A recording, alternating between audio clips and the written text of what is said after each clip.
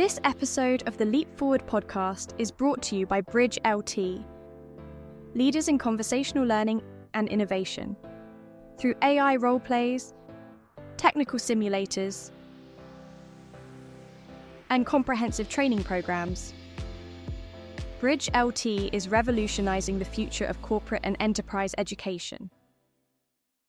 Today on Leap Forward, we sit down with Sir Conor Burns, former trade minister, political strategist, and now a driving force in UK-US commerce.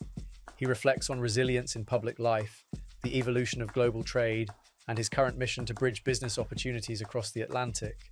From navigating post-Brexit challenges to his exoneration after false accusations, Conor shares invaluable insights about perseverance in leadership. This is a masterclass in turning setbacks into success.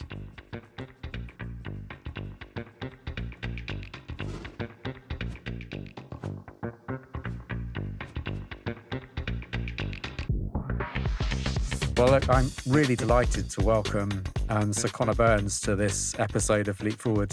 Conor, thank you so much for joining us today. Really pleased to be here. It's really great to see you on this beautiful summer day in London. Very rare, excessively hot. It is. Yeah. Well, look, I think, for those that don't know you, perhaps, why don't you kind of start with a little bit about you and, I suppose, in a sense, sort of, what you've been doing for the last few decades, I suppose, in a sense. So, look, I could run you through some of the jobs I've been booted out of, but I go back, started my life in Belfast, Northern Ireland.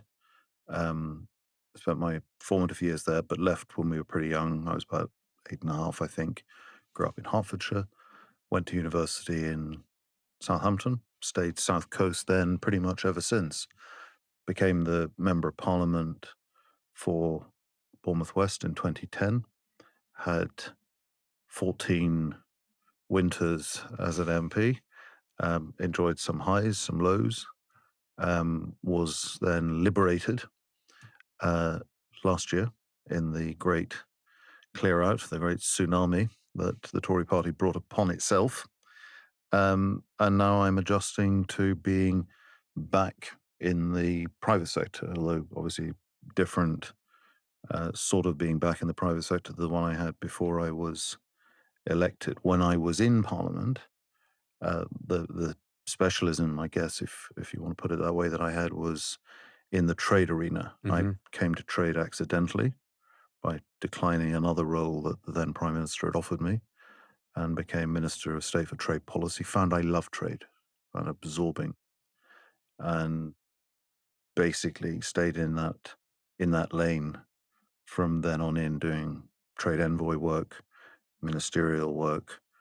Even when I was, in fact, only the second minister in the over 50-year history of the Northern Ireland office to be from Northern Ireland and be a minister there, I was also focused very strongly on the economic side and the trade side. So trade became my refuge of excellence and knowledge, I think. So let's unpack this a bit. I mean, I think there's a lot there to unpack. I think one of the things I'm sort of, kind of really keen to talk to you about is this, I suppose, in a sense, this incredible sort of resilience and determination that you clearly have dealing with the challenges of kind of, first of all, getting into politics, because you talked then just about sort of the fact that you were elected as an MP, but that wasn't the first time round, right? It's very public that you've had kind of a very colourful kind of like political kind of career as well, and dealing with, as you said, the kind of the highs and lows of that. So take me through a little bit about that. So look, I think going back to the very beginning, Northern Ireland, when I was growing up there, was still is a divided society, but it was an intensely divided society. The Troubles, as they were euphemistically known, were in full swing. It was a very different place to the place it is today. I mean, for example, when we moved to a lovely little village near St Albans, a place called Wheathampstead, I was about 8.5. I don't remember this, but my mother says that I said, a couple of months after getting there that I didn't feel safe there. And when asked why, I apparently replied, well, there's no army and the police don't have guns. So the normal in Northern Ireland was you saw the army on patrol and the police were in snatch Land Rovers. They wore bulletproof vests. They carry guns. That was obviously very, very different to the situation in England.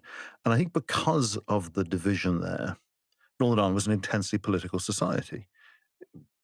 Politics, not necessarily party politics, but politics was discussed a lot. And I come from a very large family. My father was one of 9. I have 27 cousins on the Burns side, some of whom have caused me difficulties over the years.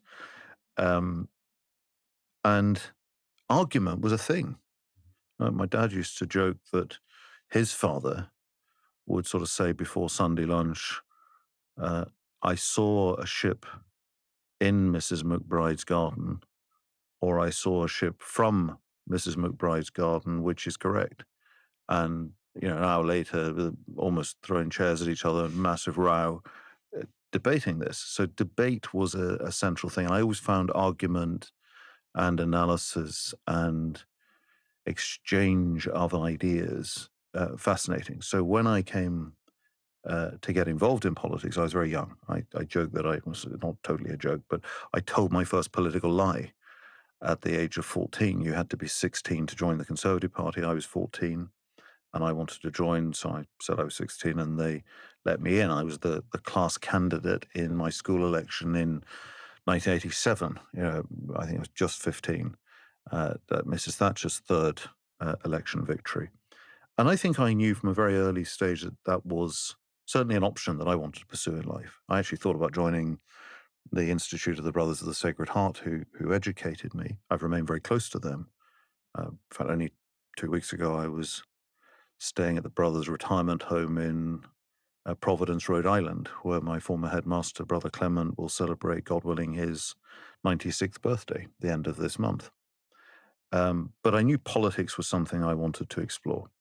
And politics back then really, really mattered, perhaps in a way that is less obviously clear today.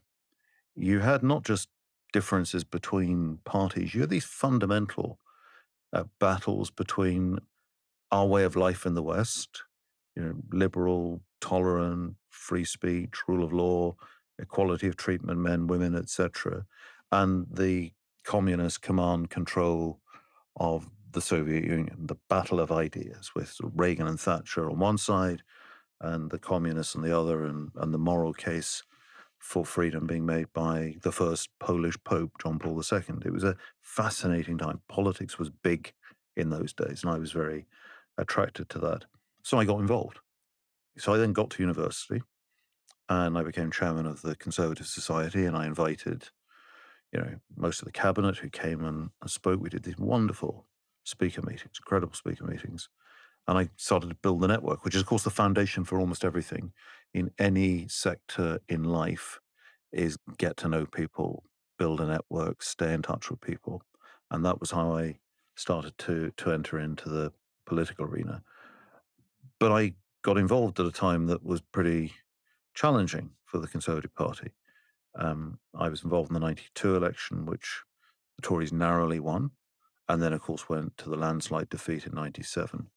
And I first sought selection. I was elected to the council in Southampton in 1999 and didn't actually intend really to get elected to the council. Took it on as an exercise, a safe Labour ward, with a view to showing what you could do if you got out and campaigned. Politics is a contact sport. Business is a contact sport. So we went to the doorsteps, we delivered literature, we talked to people, and we pulled it off. I was the first gain, I think, in that seat for 50 years or something. It was incredible. And then you allude to other places that I stood. I got the nomination for a place called Eastleigh in Hampshire, next door to Southampton. And I fought that seat twice in 2001 and 2005. Big lesson there for me, I think. Firstly, I was nowhere near ready to be a member of Parliament. I recognise that now going back. I didn't have enough life experience. Um, I think I was a much better member of Parliament in due course because I went through the experience of losing it. Yeah. It meant more when I got it because I'd had those knockbacks. And anyway, I famously lost to Chris Hoon, who was a member of the European Parliament in 2005 by roughly 568 votes. This was before he subsequently went to prison. And, I was pretty gutted, actually. I think a good lesson in life, if you're going to lose big. It's easier to lose big than lose narrowly. How do you deal with that? Election night, you've put your heart and soul, sweated blood and tears to kind of get, and then that night when you're standing there, effectively, kind of somewhat, humiliated, I suppose, in some people's eyes, like thinking about that. Like, how do you deal with that? How do you pick yourself up? It's challenging. So, I mean, on the night, you go through. Yeah. You smile. You go through the motions. You psych yourself up to that. You know, at least at an intellectual level, that that's a very real possibility. Nobody goes into politics for ease. Mm. Become a bank manager, you want that, particularly in the age where everything's done by, by computer. I think it's probably afterwards that it's sort of really, really tough. I've always had a real interest in the next generation. One of my favorite pieces of writing is the public lecture given by J.M. Barrie at St Andrews University, and I think it was either 22 or 23.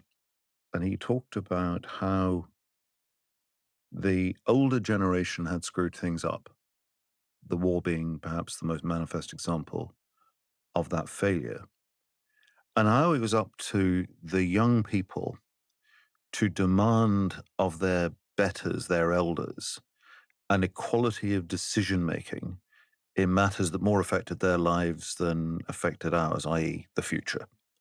So I've always, in my public life roles, tried to spend time with young people, helping them get an understanding of the importance of the democratic process, the value of freedom, how precious that is when you look at so many other parts of the world. How does that relate back to Eastleigh? It relates back to Eastleigh. I'd done some hustings at a school near where I lived in Hedge End, and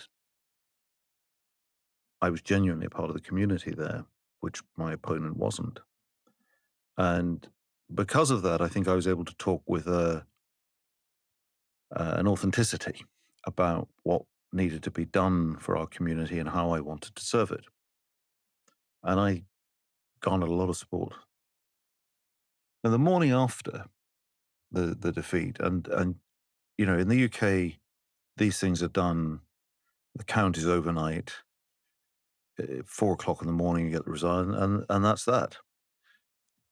Anyway, but must be 8:15 the following morning, we hadn't been to bed, the knock on the door, and it was some of those kids who just come to say how sorry they were that I wasn't going to be their member of parliament and how disappointed they were.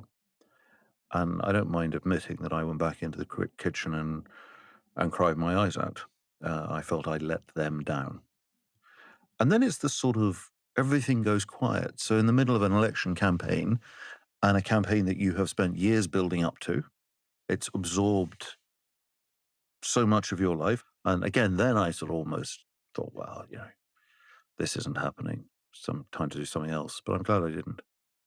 And so you got off the donut, you picked yourself up, and you went again. Yeah. Right? And again.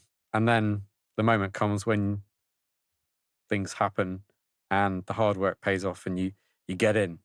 So give me a sense of like, how does that look? How does that feel compared to what you just talked to me about? There's an interesting intermediate point. Yeah. And that is that when I applied for Bournemouth West, the constituency I came to represent for 14 years, the first time I applied, I was interviewed, did my speech, my Q&A, was very well prepared, and I didn't get through the first round. And then I was like, okay, it's time to draw stumps here. This is not going to happen. And for a variety of reasons, there was an accusation of racism against one of the candidates. Somebody else was selected in another seat from the final. They decided to collapse the process and start again. And there was someone in the association who's a friend of mine to this day, a very loyal supporter, who rang me up and said, "You've got to put back in second time." And I said, they told me to get stuff the first time. Why would I waste more time going to? He said, "Look, just come on. It's just nothing to lose." So I went back the second time, and I think I was just completely disconnected from it. And I just went in and spoke from the heart, gave extremely candid answers, probably much more candid than others. And I sailed through and I won the nomination and then was elected as the Member of Parliament. So again, luck plays an enormous part. Were you aware of how candid you were being, or was that only a kind of post? No, I think I rational was, kind of- because I think I'd sort of given up Yeah. in Yeah. many ways. Yeah. But given up, or is that not just more like understanding who you were and no longer being afraid to say it like you saw it?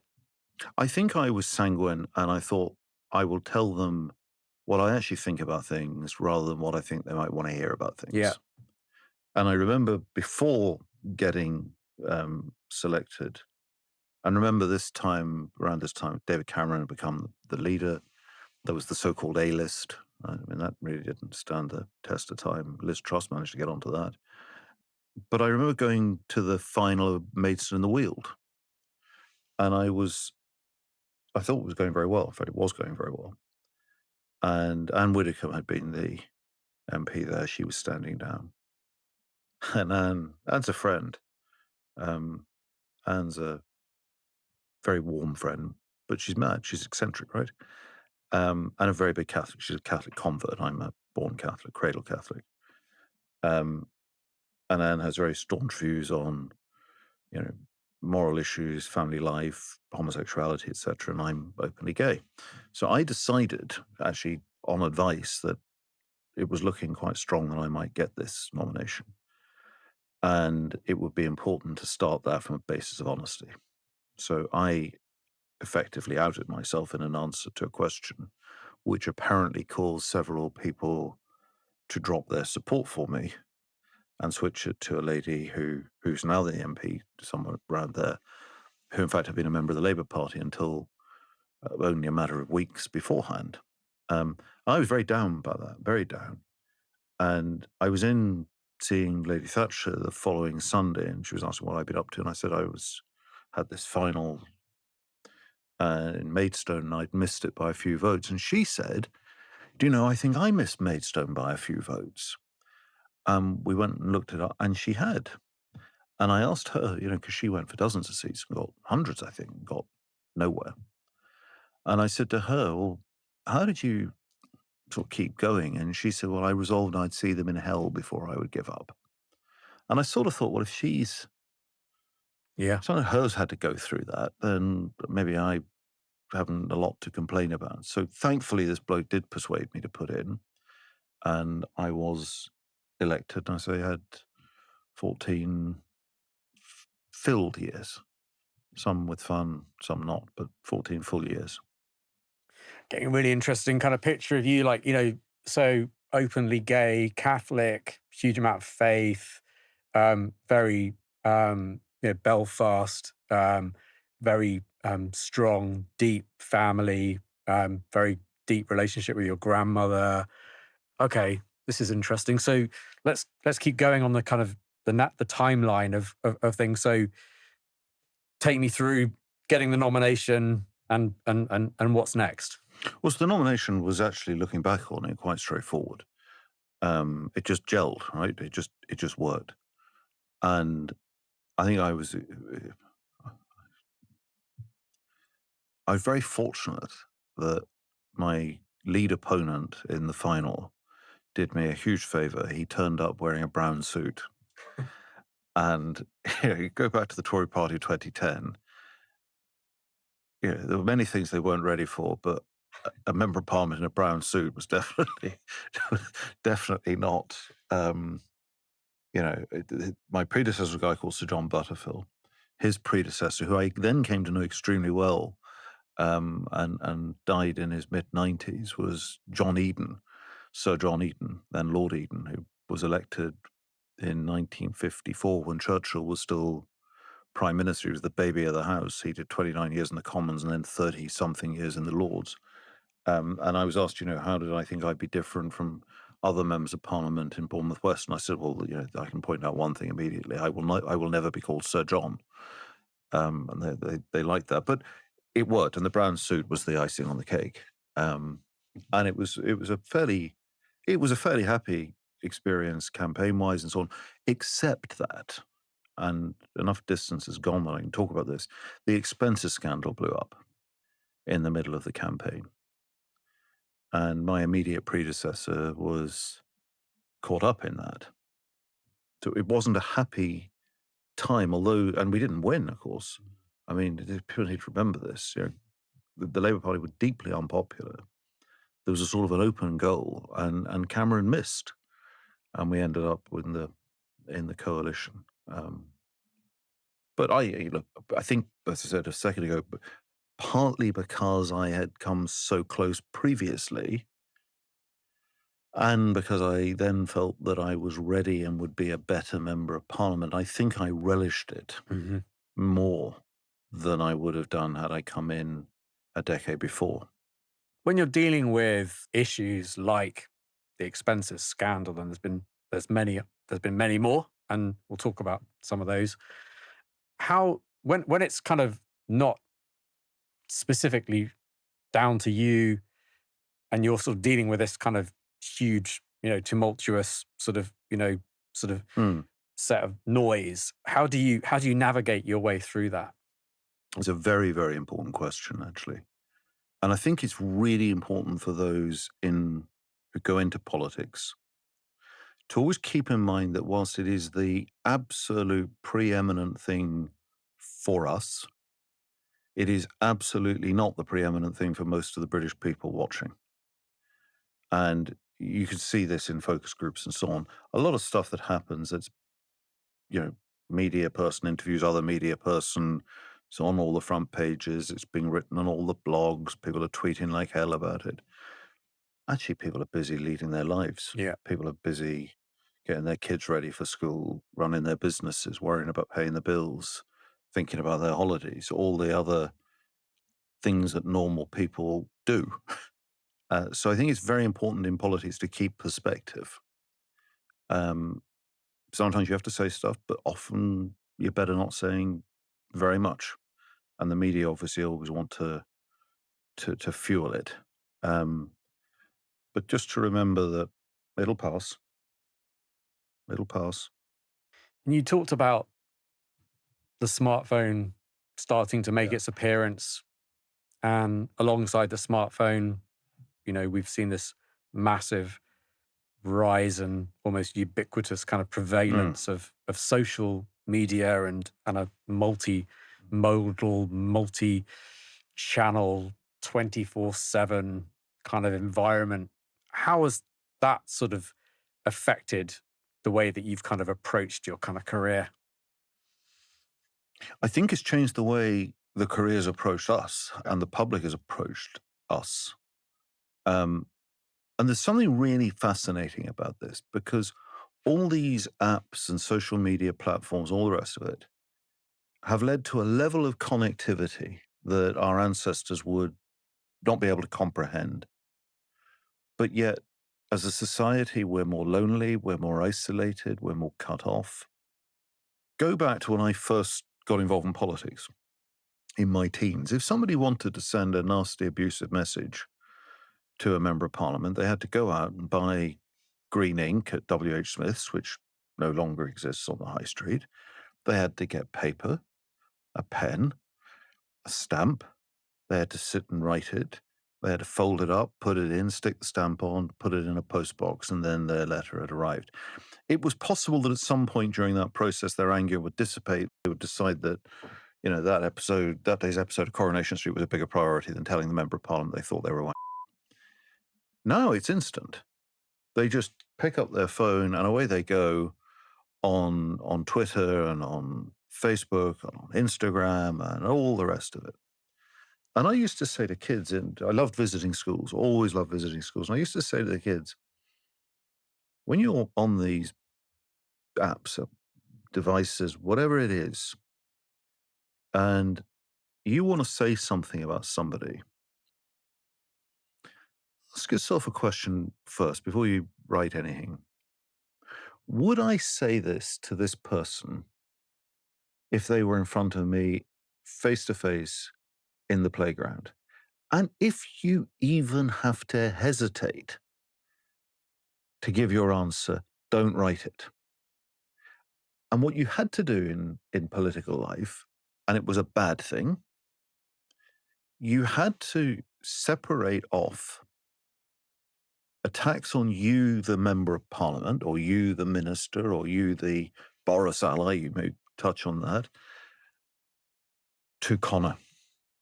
Connor had to be removed, and you accepted the level of abuse that came in to the position. But what that meant, the reason I say it was unhealthy, is you grew this incredibly thick skin, which was odd, and your tolerance level of what was acceptable rose. And I saw this quite often with those close to me who became deeply upset and angry and hurt by things that would be said about me. Whereas for me, they were mostly water off a duck's back. And that's not a healthy way for our politics to be, in my view. Okay, so you're in power. You're dealing with a coalition. Would love to kind of know a little bit about sort of like your position on Europe, and obviously you were in power, and you can tell me more about kind of how instrumental or not you were on the whole kind of Brexit kind of process. But give me some context and perspective on those years. So I think looking back on it now, I think I completely screwed up the beginning of my time in Parliament.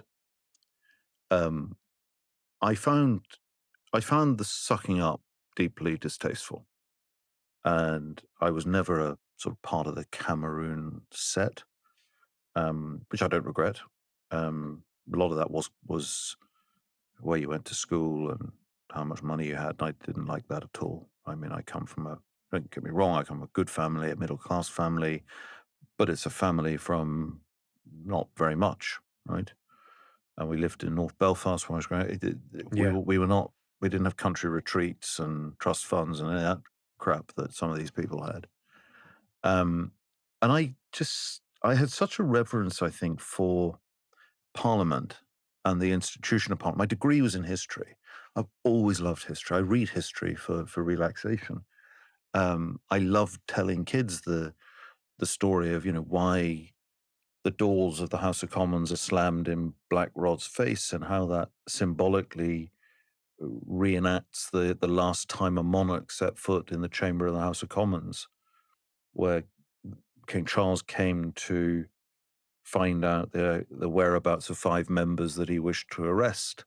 And Mr. Speaker Lenthal famously knelt before the king and said, "May it please your majesty, I've neither eyes to see nor tongue to speak in this place, except as directed by this place whose servant I am here," which was a way of telling that the Commons was elected. It was the repository of the will of the people.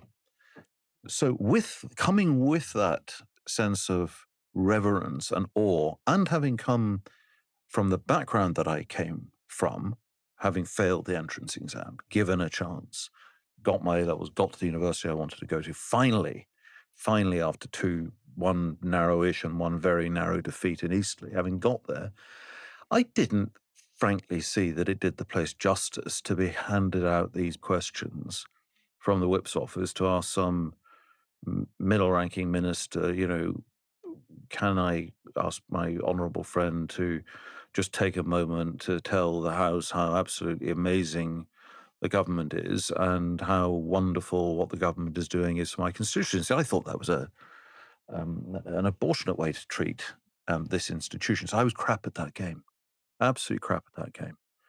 And the regret I have about that period is I became a parliamentary private secretary very early on. I asked Cameron a question about Northern Ireland and the Bloody Sunday report. He latched on to the fact that I referred to Derry/Londonderry, asked me why that was, and I said, well, locally in Northern Ireland, if you don't know who you're talking to, you say both. It's known as Stroke City. So I ended up taking this role in the Northern Ireland office, which was fine, except it didn't allow me, because I was then payroll vote, to speak on lots of things that I was interested in. And it took me a very long time to master the chamber. And I try not to be self-aggrandizing, but I know I'm a good speaker. I enjoy speaking. And it was a long, long time. In fact, I don't really think until I became a minister that I felt totally at ease in speaking in Parliament. And that's a real regret, because I should have been like a duck to water in that. So I look back on it and I think I would have handled things differently if I was doing it again. But that's the joy of life, isn't it? Yeah. The only 20/20 vision past the age of 18 is hindsight. And tell me about, I suppose some of those other major moments in your political career from there on in. Well, there were obviously all the national events going on and the referendum and all of that stuff. The best speech I think I made in Parliament was when Mrs. Thatcher died, when Lady Thatcher died. And that was an incredibly moving occasion. I then became quite close to Boris Johnson, who I didn't know terribly well. So yet another reshuffle came and went, and I didn't get a role. And I sort of said to the then chief whip, look, I'm not doing this again.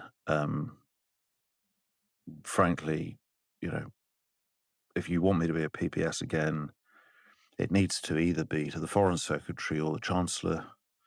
I'm not a big fan of the Chancellor, so that leaves the Foreign Secretary. And then Boris and I communicated, and I said to him, look, I'd love to be your PPS. He goes, come on, my friend, that'd be amazing. What a wonderful idea. And he agreed that I could become his PPS. And that began then the train of events. It was very exciting. I mean, he's the most frustrating person you could ever work for, but also one of the most exhilarating and fun. You just never know what's going to happen next. And I had a wonderful couple of years, both officially as his PPS when he was Foreign Secretary, and then unofficially, sort of helping him and looking after him when he left Theresa May's cabinet over the Chequers Europe deal, building up to the point of becoming leader of the party, when I then went into government with him in the job that I absolutely adored as Trade Policy Minister. Tell me more about that. Well, it was great. I mean, I went to number 10. I think I was the second or third of the ministers of state to be called in. Very emotional, actually. I cried the night before when number 10 rang and said, Prime Minister wants to see you in the morning, come in through the front door. And this was the culmination. I mean, 2 years we've been at this. Did you have a sense of what you were going to expect when you arrived? Or was it all very kind of, you literally left on a... To talk about me being bad at playing the game, there was something, I've never spoken about this publicly at all. There was something really distasteful about the way people would come in. I sat in all the MP meetings with him, all of them, pretty much all of them. I didn't sit in on Ken Clarke. And then there were a couple who were just too grand to have, a lowly backbencher in the meeting, which turned out to be their mistake, because then there was no record of what was said. And people would come in, I exaggerate only moderately, and say, look, I think I'll support you, Boris, but I really want to be Foreign Secretary, Chancellor, or Home Secretary. I think it's time my talents were recognised. These be people on the backbenches. And I just thought it was all a bit sickening. So he and I had a conversation. And actually, I said to him, and this is a cause of regret, I said to him that I'd be happy to go to number 10 with him as his PPS, because I understood how he worked. I understood how to get the best out of him, I think. And I said to him, look, if you want me to be your PPS in Downing Street, I will. The only thing that I would ask for in doing that would be to be made a Privy Councillor. And that was operationally because you would need that in order to see government papers that you could be shown on Privy Council terms. And he said, which was actually characteristically generous of him, he said, look, come on, you've been known as Mrs. Thatcher's bag carrier, now you're known as my bag carrier being the shorthand for PPS. It's time that you develop your own political personality. You should be a minister. What do you want to do? And I said to him, I don't want to go to the cabinet because I'm a backbencher. And I'd watched, for example, what happened with Gavin Williamson when he leapt and the resentment that created. I didn't want to do that. And I'd always, I think, been reasonably well liked across the party, actually across the House. And I wasn't nakedly partisan. Everyone knew I was close to him. There would be no resentment that he would give me a reasonable Minister of State job, but I didn't want the, who the hell does he think he is territory. And we discussed it, and I said, look, an interesting Minister of State role I would relish, I'd enjoy, I'd take.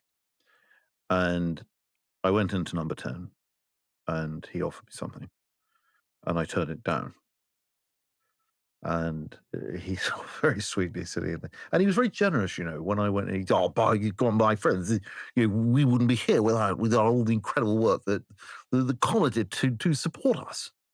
Anyway, he offered this thing, and I said, I thought we talked about this. And he said, come on, let's see what the whiteboard's got to say. So he rushed off to look at the whiteboard.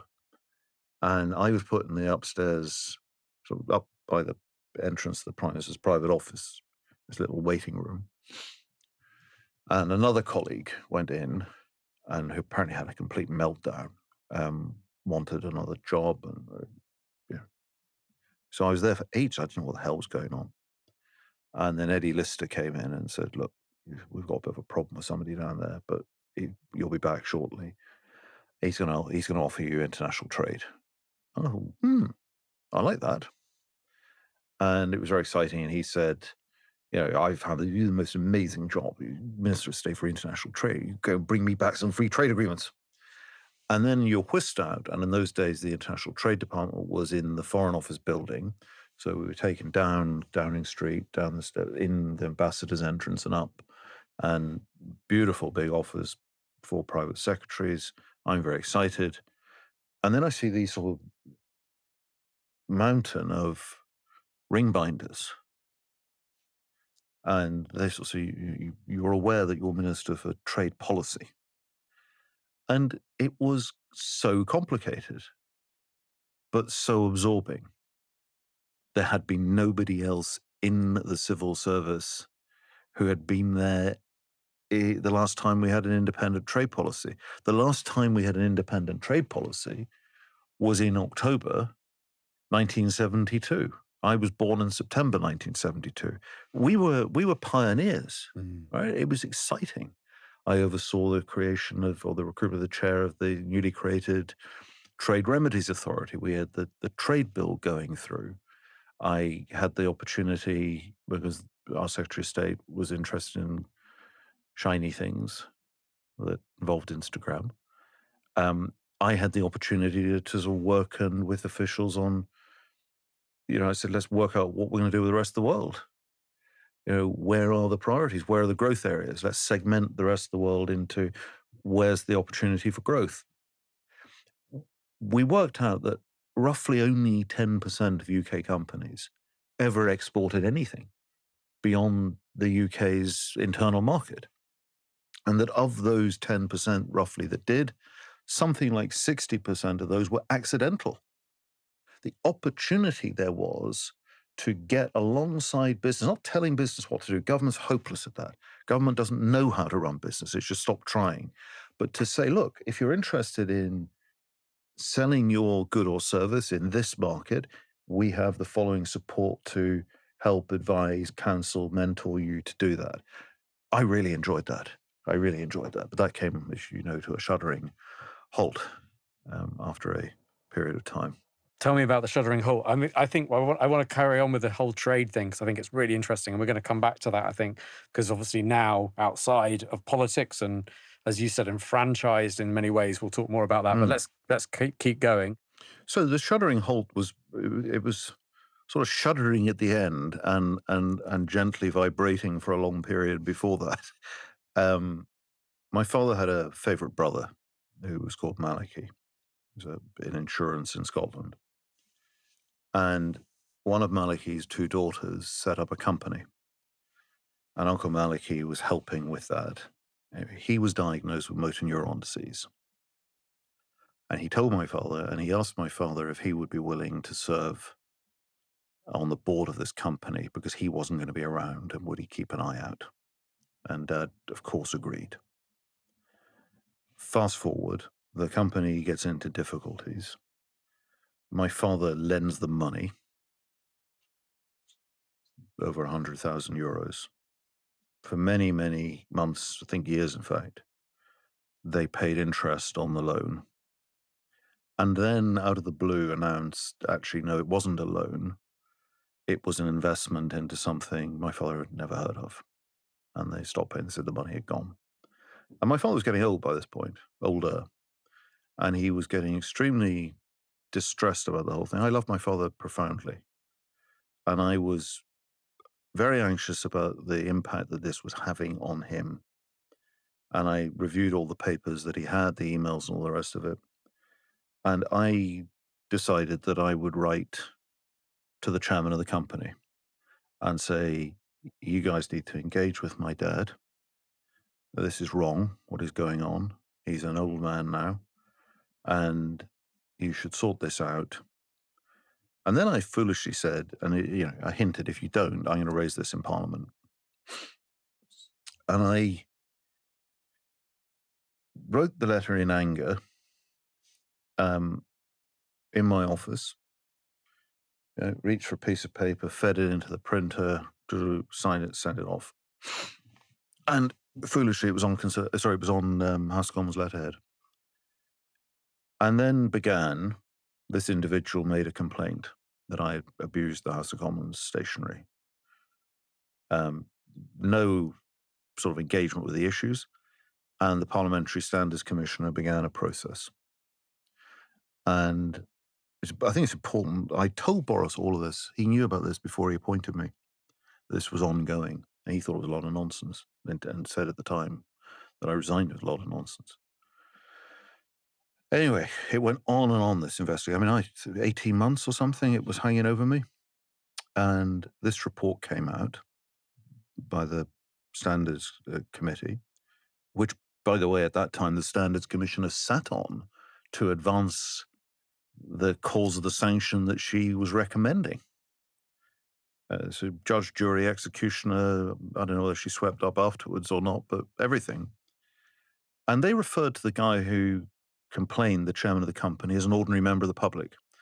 And I was accused of bullying said ordinary member of the public. Anyway, they bring forward this report, and they recommend that I am suspended from the service of the House for 7 sitting days. Now, the dilemma was, Boris was all for writing it out. It's bloody nonsense, And I said, look, the problem with this is,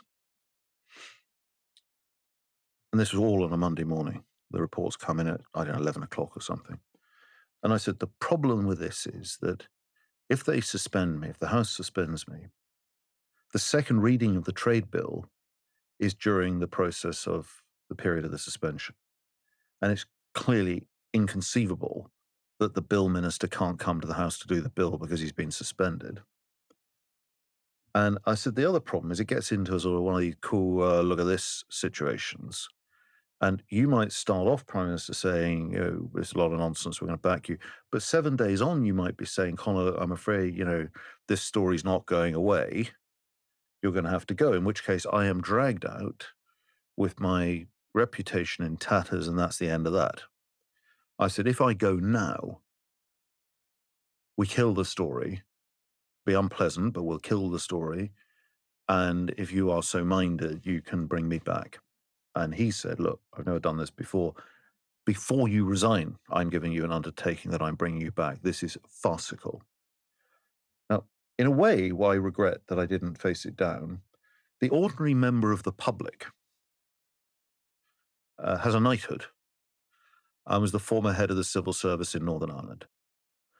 But it was a blow, right? It was like a footballer who's broken his leg himself in the middle of the season. I was taken off the field. It was bloody awful. It was during COVID as well, which was pretty miserable. But happens in politics, right? And once again, and obviously with this time, the fact that, you're seeing the pain caused to, as you said, someone you revere, to use your words earlier. I think, that's a double hit, right? And Yeah, and he felt guilty about it. oh, well, I mean, and vice versa, no doubt, right? In terms of, compounding the lack of resolution that you attempted to try and, seek out. I mean, just to fast forward on that, I mean, just a little insight into what sort of people these are. Before they settled with him, which was only about 6 months before he died, their lawyers told his lawyers, with Sir Jerry, who was nothing to do with the company, of course. By the way, they changed the website. Never spoken about this. On the website, it said, Sir Jerry Loughran joined the board of Forward Emphasis in X date. At the same time that the letter went in to complain about me using House of Commons letterhead, the website changed to say Sir Jerry became an advisor to the board. And in his letter, he said he'd never been a director, he'd only ever been an advisor, in which capacity he chaired the board. But right at the end of it, the lawyers on their behalf said to my father's lawyers, if this goes to court, we'll say your father's got dementia, we'll say he doesn't know what he's talking about, we will destroy him, was the message. Anyway, thankfully it was sort of put to bed before he died, but I'll never forgive what they did. And I wish now in retrospect I'd actually stood up and told the whole story at the time. I was wrong, right? I was wrong to write the letter on House of Commons letterhead. No question about that at all. Bang to rights. But I was trying to look out for my dad, and I have no regrets about that whatsoever. So let's talk about sort of then what happened next, right? So Boris made the commitment. You obviously went back to the benches, as it were, after serving your suspension, dealing with that again, how do I draw the strength, the resilience to carry on? What happens next? Well, we were in COVID, so I didn't go back Okay. for quite some time. And the caravan of political life moves on very, very quickly. And I was out, and that was fine. I did a bit more with some of the charities that I was helping in Bournemouth. I'd always prioritized the constituency stuff, but I flew back from places to be, for example, present at Remembrance Sunday and flew out the Sunday evening to somewhere else. Because at the end of the day, you were Member of Parliament first and foremost. President Reagan once wisely observed, always remember to dance with the one what brung you. I was only ever there because of them, and you forget that at your peril. But you had to get up, and you had to, you had to self-start. There was nobody there organizing your diary. You weren't any longer a minister. You had to get up and self-start and create your own daily agenda. And I did. And I was eventually then made a trade envoy to Canada. That lasted only about 6 weeks before I was then brought back in Northern Ireland. But I was out for, I think, must have been about 15 months. Coming back into Northern Ireland, obviously a place really well. Tell us a little bit about what happened once you were appointed there. I was, one of only, I think me and Brian Mulwiney were the only two Commons ministers ever from Northern Ireland to serve there. And I don't think they really knew in Northern Ireland what to make of me at all. I was Catholic. I supported the Union. I was openly gay. They weren't quite sure which prejudice to elevate. But I was able to do some stuff on the economy side in that role, which I enjoyed. I went to a couple of big international trade fairs in that role, and I had the great fortune of leading on the on Her Majesty's last Jubilee, with no budget, by the way, no budget at all. We invited all the primary schools in the totality of Northern Ireland to do a postcard from Northern Ireland to the Queen. And I persuaded a very nice man called Nick, who's the chief executive of Ulster Carpets, that he really, really wanted Ulster Carpets to make up the winning design into a rug to be presented to the royal household. And we did it. And we got over 2,000 entries. Lovely young lady called Emily from, I think it was Banbridge Primary, won it. But we engaged Catholic primaries, Protestant primaries, non-aligned, integrated, and that was great fun.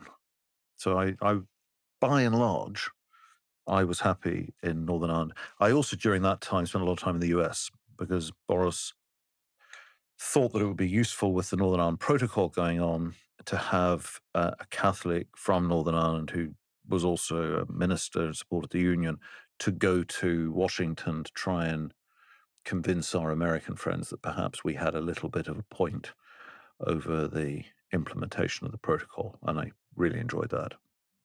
And obviously lots of further political turmoil and diversity and challenge going on throughout that period. You know, I don't know how much you want to kind of share with me. You're talking about the famous sacking. Yes. Yeah. I can now laugh about this. I mean, it was no laughing matter at the time. So Truss has become Prime Minister. Party conference is going on. I'm back in trade. I'm back as Minister of State for Trade. And the whole thing's falling apart for Truss. Entirely self-inflicted, by the way. One of my great regrets is that I had any role in putting her in there. We all knew she wasn't right. And one day I'll probably write about this, because I actually have when it all finished, like literally when it all finished, I printed off all the screen grabs, the missed calls, everything throughout that period contemporaneously, and I took them to my solicitor in Bournemouth and had them witnessed and date stamped and put in a safe, so that people wouldn't later say, "Oh, what are you only saying that now?" I did a fringe meeting early one morning, in which I said something that's well known, that I was partly responsible for helping Kemi Badenoch on her political journey, that I met her 20 odd years ago at a Christmas reception, was really impressed with her, and got in touch with the then party chairman, Francis Morton, and said, "I met this remarkable young lady last night. She's incredible. She's an engineer. You know, you get her in, get her on the candidate list. She's the future of the party." So I told this story at a fringe meeting, and a journalist very helpfully then tweeted, "Trade Minister Conor Burns has just said Kemi Badenoch's the future of the Conservative Party. Wonder what the Prime Minister will make of that." Well, the Prime Minister was going mental, apparently. And there was a lady who was sort of the chief whip, or at least she had the title of chief whip, who started ringing me up about this that day. And then late that day, you know, things like Prime Minister wants you dealt with, right, this sort of stuff. Anyway, late that day, she asked to see me and told me that there'd been dozens and dozens and dozens of calls to the Conservative press office about my conduct in the bar the night before. There were a couple of problems with that. You know, nobody rings the press office anymore, right? People use mobile phones and anyone who's ever been to a party conference knows that the journalists are in the bar late anyway. And actually, wasn't in the bar. I was sitting in the foyer area of the hotel. And not a soul, not a single journalist had contacted me throughout the entire day about anything the night before. So I knew there was something afoot. And, you know, I went and I'm told subsequently the Truss just wanted me gone and basically said, you know, sack him, get him out, find a complaint. So they found a complaint and they sacked me. I was being driven back to Bournemouth, and I got the call from the woman who was allegedly the chief whip. It was quite funny, actually, because she said to me, you know, "I'm taking the whip off you, and Prime Minister's sacked you from the government." and don't come into the estate anymore until this is resolved. And if you do, you got to let me know. Not quite sort of understanding that if you've taken the whip off somebody, they don't need to tell you anything. But that was her grasp of the matter. You read about her. And like literally a minute after the phone went down on that, I'm getting a call from a journalist at The Sun. So they've briefed. Actually, this Truss was notorious for briefing. And he's been told the whole thing. So I couldn't even tell my elderly parents or anyone, my partner, anyone, before this happened. And it broke. And it went on for months, the investigation, because they didn't have a complainant. Because nothing really happened. And it was, I think, it wasn't until like December. This was October. It wasn't until middle December this was resolved. And it was awful. It was really, really distressing. And I was completely exonerated. I got the whip back. And it was an experience, this glib saying, I wouldn't wish it my worst enemy. That's pretty much true. It was awful. It was hell. And in a very powerful way, I don't think I ever got over that when I was in Parliament. I didn't want to go to the tea rooms anymore. I didn't want to go to the smoking room. I didn't want to socialize. I didn't want to go to receptions because I could see the people who did it. And it was almost traumatizing. But I say, anyway, I was exonerated. And I came back and I'd been to see the speaker and said, look, I'd quite like to ask a question at Prime Minister's Question Time. And I had been away for months. And I came in for prayers to get your seat, put your thing in the back of the chair. And the speaker's procession came in. And Lindsay Hoyle, the speaker, made a point of stopping just before taking his seat and just said, it's so good to see you back in your place. I just welled up. I mean, I couldn't actually engage in the prayers. I think he was doing that as a sort of statement to the wider house that, listen, this was wrong and he's back. And anyway, I stood up to ask my question. And I mean, the cheers were unbelievable from every part of the chamber. And they went on for quite some time. Because I think loads and loads of colleagues thought, if this is the way the game is going to play now, then we are all so vulnerable. So vulnerable. It was shocking. And I'm told, by the way, that Truss has told people she'd do it again. Because in her view, had said disobliging things. Anyway, she doesn't need me saying disobliging things anymore. She's assassinates what's left of her character and her reputation with every utterance she now makes and every tweet she now sends. So you're exonerated. You have the House cheering for your return, the Speaker of the House welcoming you back. You get knighted. I mean, wow, what a roller coaster. Yeah, and by the way, in fairness to Boris, he, even melodramas have light moments. The day I was sacked, he rang me up that evening and said, keep your pecker up. I said, boss, I can't think of a less appropriate phraseology. The pecker wasn't involved in any way at all. But he told me subsequently that he never took my name off his list. He believed it was a load of nonsense and would be seen to be a load of nonsense as it was. I was so pleased particularly for my family, that they got to see the knighthood stuff and that Dad was able to come with me. We were sitting at Waterloo Station having a coffee on the way to Windsor. And he just said to me, it's been a hell of a journey from North Belfast, hasn't it? And it was lovely. And I had a wonderful dinner that night, wonderful dinner in the Carlton Club. And I had people from all aspects of my life. I had a private secretary from trade who's a friend. The provincial of the Brothers of the Sacred Heart in America, flew over to represent the brothers. My godmother was there. My closest friend in Southampton, his kids who are like brother and sister to me. One of my Conservative students, friends from Scotland was there. My close friend Tom Plunkett, ex-president of the Royal Watercolour Society from school. I've known Tom since I was 9. Just this wonderful gathering.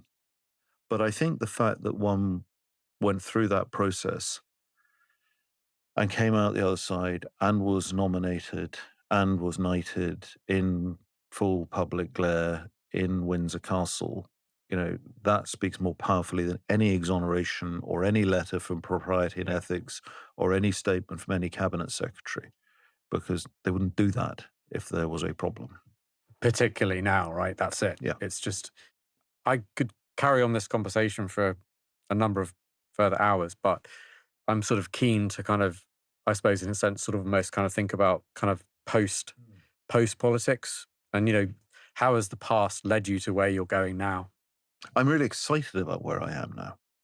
And I think, look, in part because of what happened, and in not quite equal part, lesser part, because of where the Tory party was headed, I was ready to leave. Maybe I should have stood down. I didn't stand down because I felt a sort of, maybe it's bizarre, but a sense of loyalty to those who had supported me in Bournemouth. So many people were clearing off and drawing stumps. But I was pretty clear I was going to lose, right? The election was actually on American Independence Day. And I said in the concession speech that I made the following evening that I had a sense that this would be my own personal Independence Day. And I had started to think about what the future would look like. And I became more and more optimistic and excited about what could be beyond Parliament than what would be in Parliament if I stayed there. And the last thing I'd done in public life, is just important to square this circle, Rishi, who was very upset by what Truss had done to me, made me his US trade and investment envoy.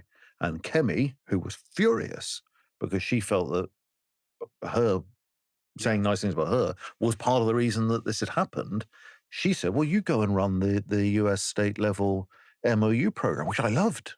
And it was actually more granular and hands-on than it would have been had I been a minister, because I could go and help do the negotiations with Kemi's authority.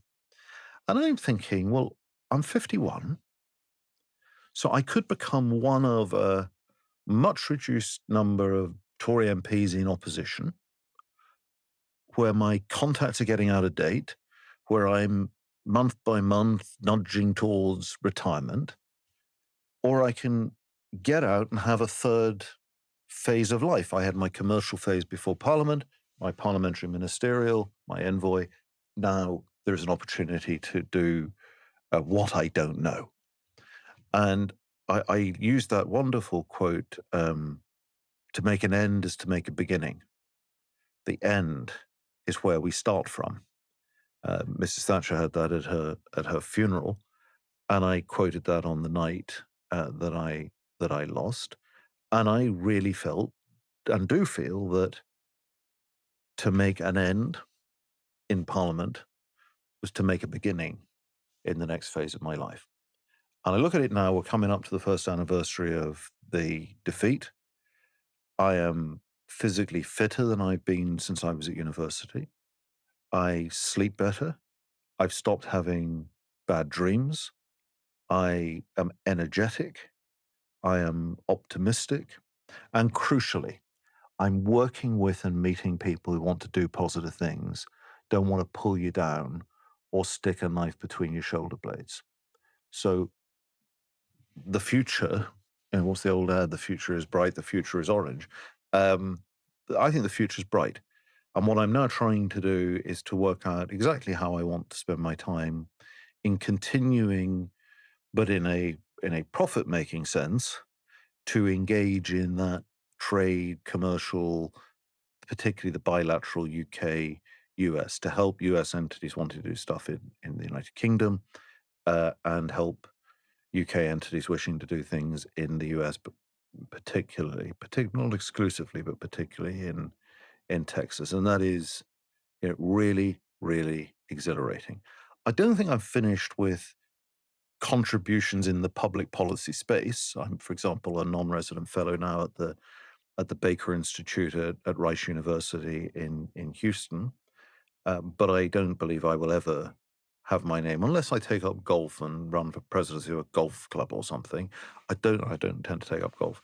I don't think I'll ever have my name again on a ballot paper. Connor, it's been a real pleasure talking to you today.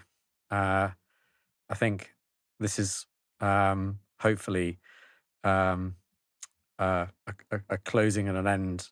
And I hope that we get the chance to talk more about the next beginning. Hopefully, if we come back, there'll be more highs and significantly fewer lows. Thank you. Thank you.